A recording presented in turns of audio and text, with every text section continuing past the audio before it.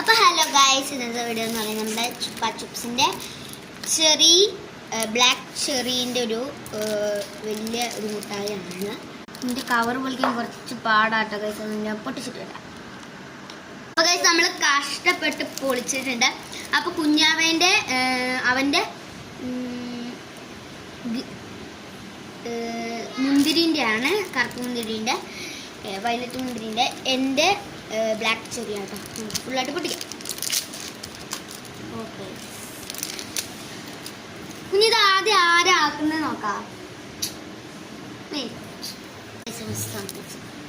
അപ്പം നമുക്ക് തിന്ന് നോക്കാം.